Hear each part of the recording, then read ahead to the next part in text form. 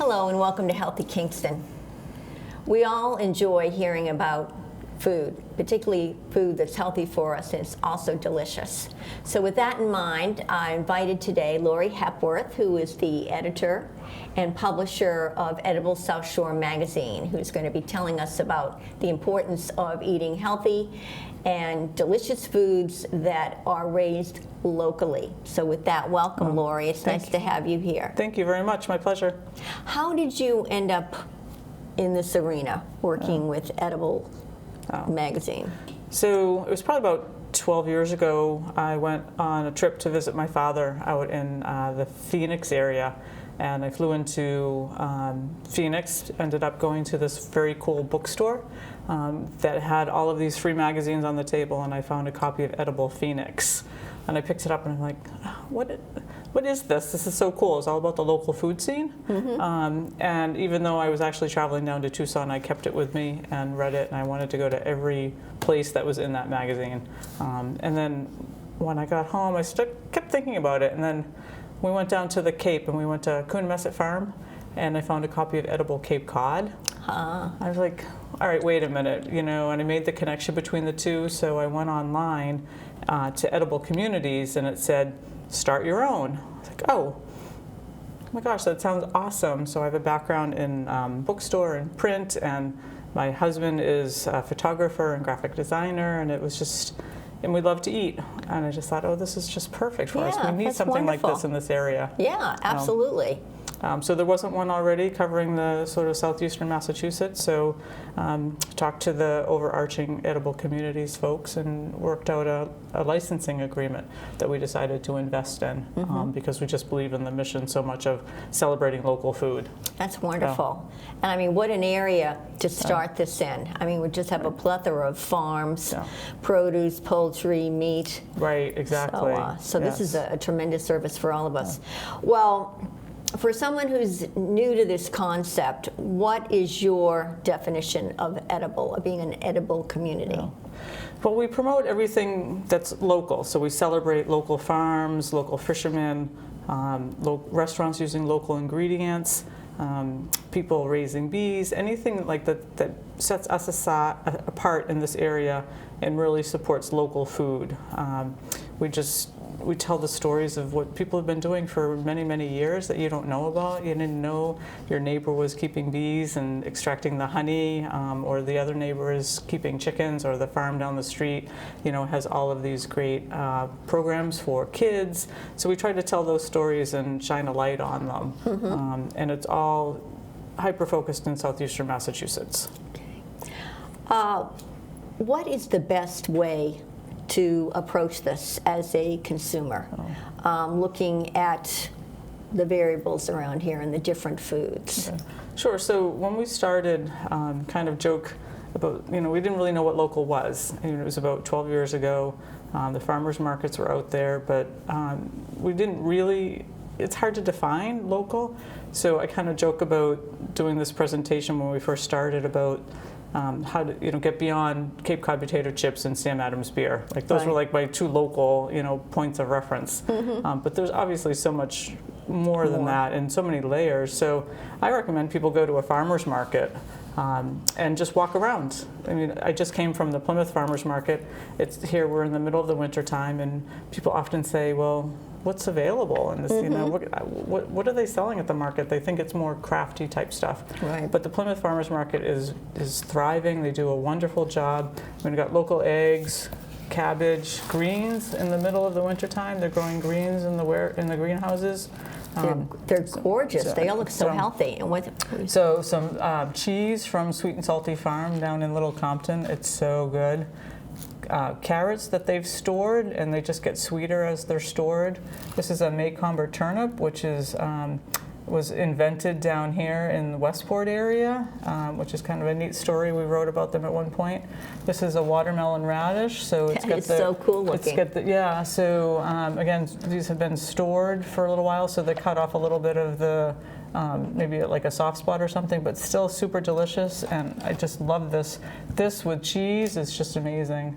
And then leeks, of course. And Right. then, and they have all sorts of prepared foods in the market. And it's like a festival every couple weeks during the winter time. Well, it's a real wake-up call for me because I'm one of those people that thinks, well, they must bring in all this food from out of state or out of the country Right. for it to look this good at this time of the year. And Right. obviously that's not the case Absolutely, at all. right. A lot of it's storage, but again, a lot of it's growing fresh, and they're making fresh cheese, and there's other vendors there that are selling specialty salts, and there's local coffee roaster.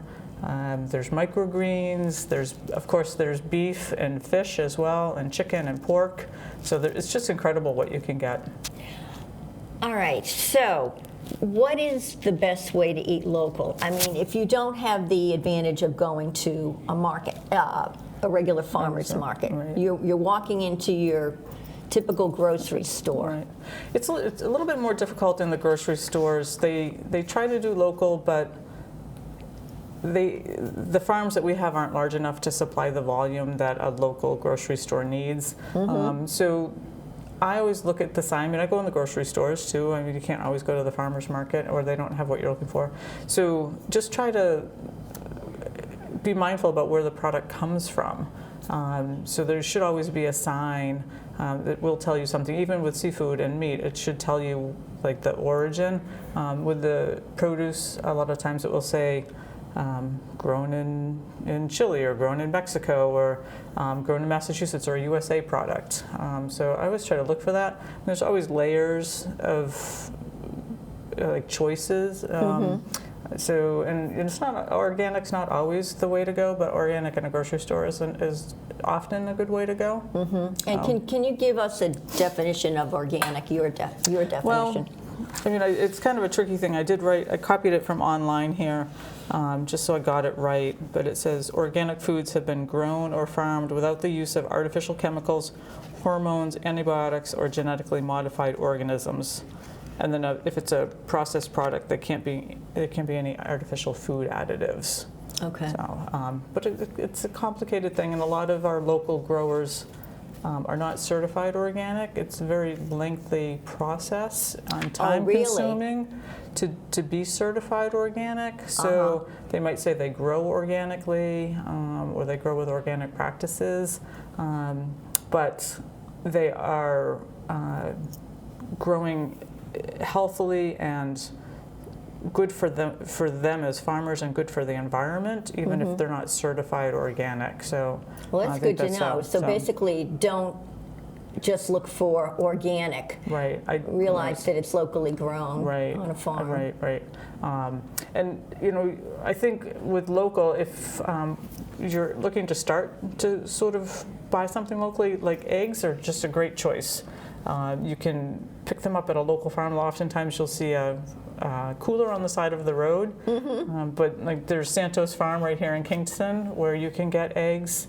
He's got is like right in the garage, the egg garage. You can go in there and purchase them, and then even if he's not growing organically, he's growing them. He's raising the chickens well. He's taking care of them. He's checking on them every day, and he cares about what he's raising and selling to the community. So you have faith that it's a quality product. Right? And I mean, eggs. You can make omelets. I would roast up all of these vegetables and then throw an egg on it, and I call it breakfast if I put an egg on anything. It's just an easy way to get your vegetables in right away in the morning. Right. I'm just curious because I know people would be thinking about this. What about the price of buying things locally that are homegrown rather than mainstream grocery stores that might have been brought in from outside the area? Right. Sure. I mean, it will likely be more expensive to buy local at a farmer's market, but you look for the good deals, when things are plentiful, when the tomatoes are being harvested. They often have the seconds or the ones that are slightly bruised that you can then process into tomato sauce and save that way. So you definitely can save money that way. And then also using what you buy so there's no leftovers. And how much do you Yeah. throw away? I bought, I forget what it was, some greens at the grocery store, and it was a container, and I opened the container, like, oh, these smell horrible, and I just threw them away. You know, they weren't good. They were all wet and mushy. Right. And these will last for a couple weeks in the refrigerator, and I'm not going to waste any. That's wonderful. Yeah, it is an incentive to just use it when you have it. Right, exactly. Yeah, And just don't let it waste sit. it. Right, and just buy what you need. Right. Yeah, rather than long term. Alrighty. Well, you've given us some good tips. So the main takeaways for our audience would be? So I would say we try to stress local first. So a good example is in the spring when the asparagus starts growing around here, or you're aware it's asparagus season when you walk into the grocery store. If you see asparagus from Chile or Mexico, but it's growing right down the street, buy it, you know, don't buy it in the grocery. If you need it in December, fine, but if it's growing here, you know, purchase it locally first, if it's available. And then just be mindful about where your food comes from. It doesn't all have to be local. Go to the grocery store, look to see where it comes from, and just try to make the best choice that you can at that time. Good points. And just to let those of you who are watching us right now, Laurie has put together, where you can tell us, this will be on the Kingston, the website that we have for the Board of Health, the Health Department. Sure, this is a produce availability chart that we publish in the magazine. Each issue, it's usually in our back cover, it tells you everything that's available, so you can kind of scan down and say, oh, it's October and these are the items that are available, or January and these are the items that are available. And also, you'll be seeing on the screen there are this map. Oh, so this is our Buck-a-Shuck map, which has been extremely popular. So it's a map of all the different restaurants in the area that feature the buy one, get one free oysters, or buy one, get one half price, or whatever the offer is. But very often the oysters are local, so they're from Island Creek or they're from the Cape. So it's just another way to be aware of where your food's coming from and supporting local. Great. And also, this will be on the screen, and it will also be on our town website, but the different farmers markets. Right. So we have a whole list on our website. Again, we cover all of southeastern Massachusetts, and these are the farmers markets that are local to this area. There is one in Kingston, but it's not happening right now. It'll start up again in the spring, and they do it once a month. And they've been at the Kingston collection. I'm assuming they're going to do it again this year too. That's right. I have seen them out there. Okay. Well, thank you so much. This is valuable information. Really appreciate it. Of course. And please turn to our website for the Board of Health, and you'll see all of Laurie's very valuable information. All right, we'll eat healthy in the new year. All right, excellent. Good resolution. Thank you. As we all know, exercise is very important to our daily lives and our physical and emotional health, and we can never get enough information about it or talk about it enough. So with that in mind, we've invited Jack Breen, who's a physical therapist and a member of the Kingston Board of Health, as our expert of the day to talk about exercise, as he works with people on a daily basis who have either done it inappropriately or need to learn how to do it or do it better. So with that said, Jack, it's very nice to have you here. Great, glad to be here. Who should exercise? Well, you know, don't we take children into bed and read to them at night? And maybe not a bad idea if you're teaching your child to read, maybe you should teach them to be active. Maybe that's as valuable to their overall health. So I would say, just like reading, start your children young, being active. It may, you know, we know sports are something that get kids busy, but you know, there's nothing wrong with exercises. Absolutely. You know? No, that's an excellent point. Yeah. And just getting them out away from the electronics and the TV, and let them get out and just play. Just run around in the backyard. Yeah. Big challenge. Excellent point. And then, of course, as we get older, it's all that much more important. And as you say, if you start young, then it's not as arduous to incorporate it into your way of thinking and your lifestyle as you get older. So if you could particularly, I'd say teens on up, different types of exercises that are advantageous for teens, Sure, middle-aged, seniors? Most recently, I saw a study that said that it is as equivalent for your overall cardiovascular health to walk for 30 minutes as it is to jog or run. So you may have a non-athlete person that may be watching this right now that is not playing football or soccer or volleyball or whatever, but you know, for good health, you don't have to be playing a sport. You don't have to be jogging and getting ready for any kind of a marathon. And walking has been shown to be excellent for all the weight-bearing bones of your body, your joints. And so, you know, I talked to that person who maybe isn't a competitive athlete, you know, maybe might be stuck on a, you know, technological device. Go out and walk with the device, you know.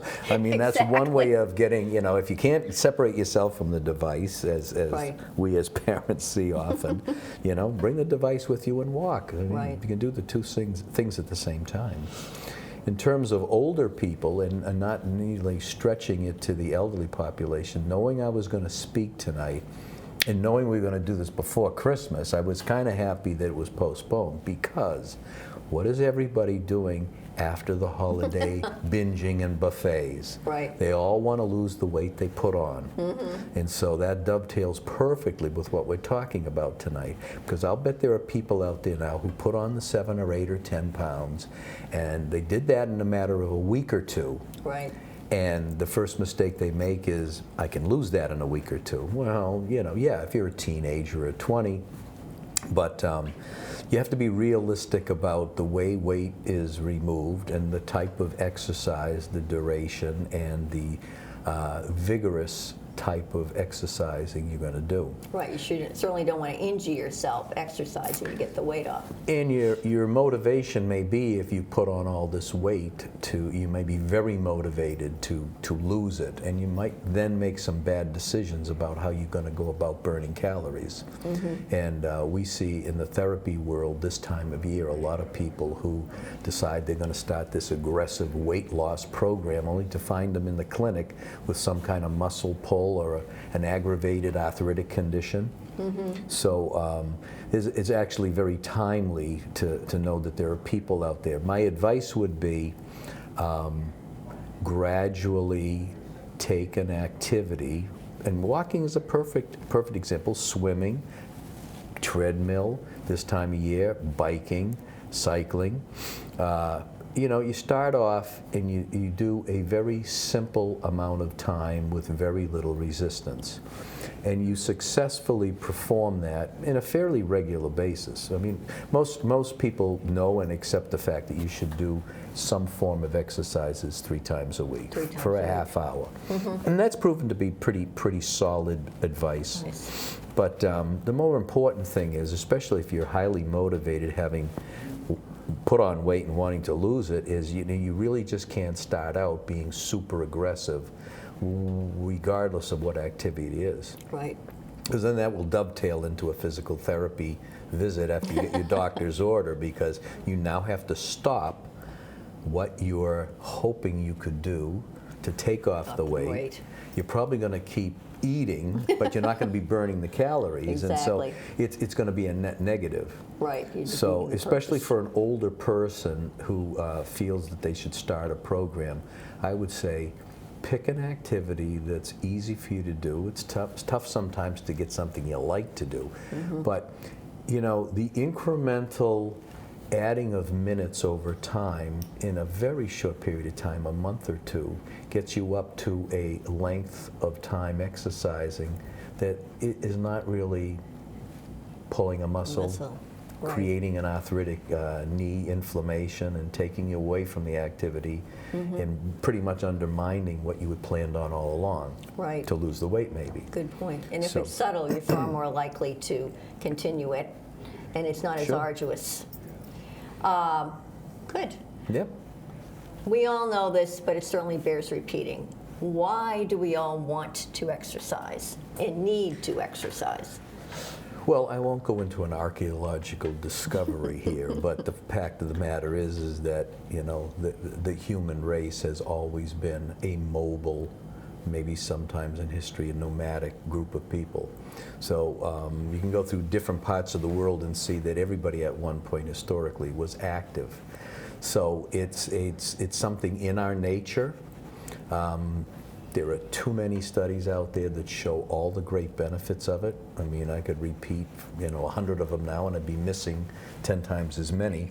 But you know, it just has so many positive benefits for not just your muscles, not just your circulation, but mentally. Mentally, yeah, absolutely. I mean, lots of studies have been done, and they know exactly what chemicals in your brain start to pump through your system and just make you feel good.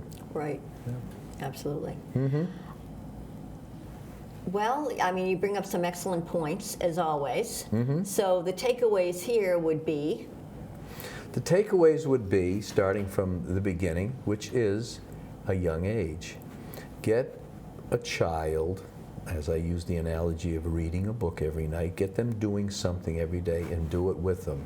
It's a They great see idea. you do it, they will probably do it. Yeah. Second of all, try not, and I didn't mention this in the earliest discussion, but try to avoid hearsay exercise programs, be they friends, internet suggestions. I mean, there's always experts on the internet that aren't experts. Right.